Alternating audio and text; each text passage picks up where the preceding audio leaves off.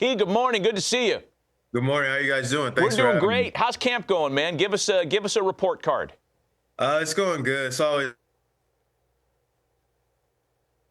I feel like with our group, a lot of us get down here early, especially like the position players. We usually get here the same time as the pitchers get going. So yeah, I mean, it's just been great being around the guys and just coming into camp. Like our whole mindset is to win each day, each rep, because we want to be on the winning side of things going into 2025.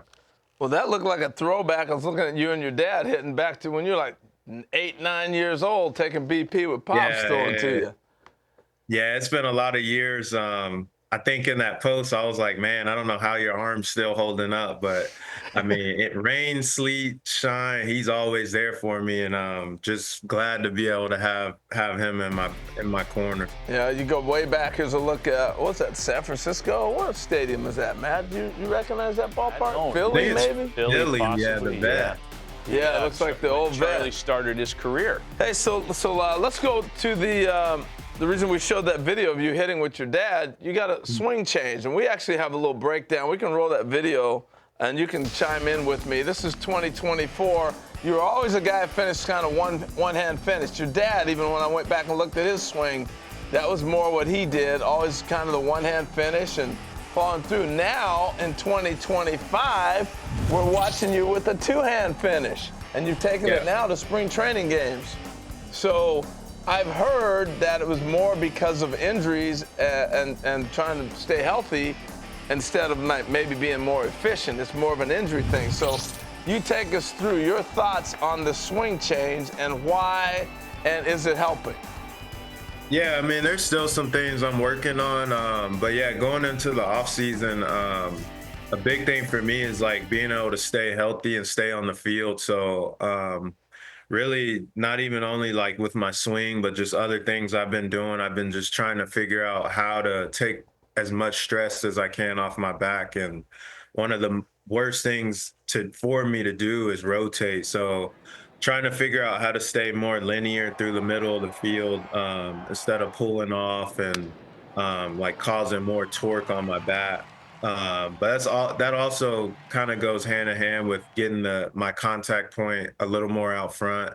That way I'm not having to exit left because I'm trying to rush getting the ball, like, because the ball's getting up on me. So there's still a lot of improvement to be done there. So just continuing to work on that. And yeah, I mean, swinging two-hand finish, I think it was more trying to finish higher with my swing and trying to stay more towards the pitcher linear instead of pulling left. That was like the main kind of decision with that. I used to do it a little bit. Was there a moment or a play or a time that you hurt your back that kind of stood out and led to the injuries?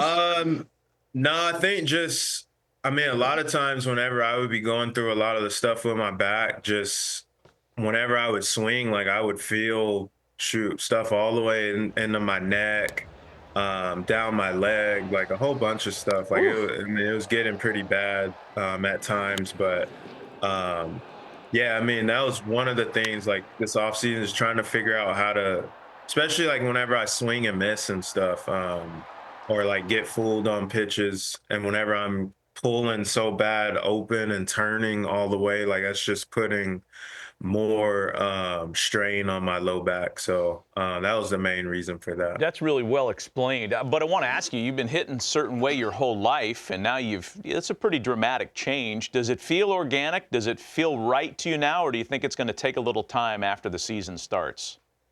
So I think whenever I was little, I swung one-hand finish. I did two for a couple years. So, I mean, it's not too foreign. I mean, we are at the highest level. So, and I've swung one-hand finish since I've been in pro ball. So, I mean, it did take a little bit of getting used to, and it's still going to, but I think just with the amount of reps we get and like this off season, all the reps that I did with it, I mean, I haven't really felt too weird doing it. So I think just each and every day, just continue to do the drills that I do with it. And over time, it's like now, I mean, it feels pretty normal. So I think just over time, especially once the season gets going, it'll be fine.